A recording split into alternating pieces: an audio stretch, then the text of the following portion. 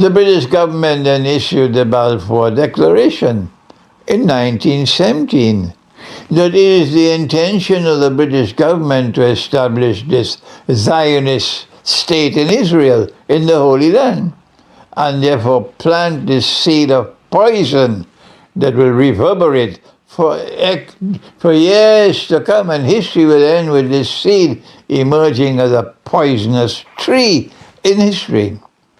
That was 1917. Then we also had, apart from the defeat of the Ottoman Empire, the victory of General Allenby, who when he entered into Jerusalem, he said, "Today the Crusades have ended," explaining therefore to the people that while Britain was a secular state, and modern Western civilization was a secular civilization, arguing until infinity that you must keep politics and religion separate from each other. The same Britain had abandoned that secularism and was fighting the Crusades. Crusades which were wars started by a pope in Rome. These are holy wars. So what is Britain doing fighting a holy war? And yet General Allenby said, when British army conquered Jerusalem, he said, "Today the Crusades had ended." In other words, Britain had simply thrown dust in the eyes of the world. And they had argued that all that we are doing is to try to give a home to a people without a home. That's all.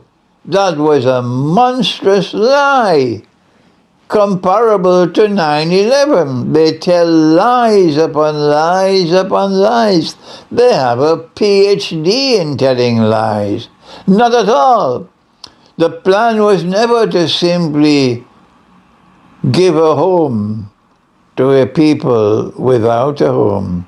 Rather, the plan was to bring the Jews back to Jerusalem, to reclaim it as their own, and to establish a state of Israel in Jerusalem, and to then get that state of Israel to establish a Pax Judaica, which will replace Pax Americana, the way that Pax Americana replaced Pax Britannica.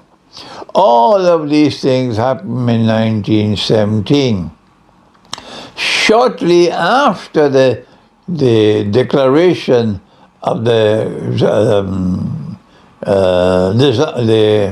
Balfour Declaration, must have been November 1917, and the British Army conquering Jerusalem, we see the League of Nations in Geneva handing over control of the Holy Land to Britain and calling it a British mandate. The rest of history is your job. What I have done here today is to show you the pivotal importance of the events which occurred in 1917.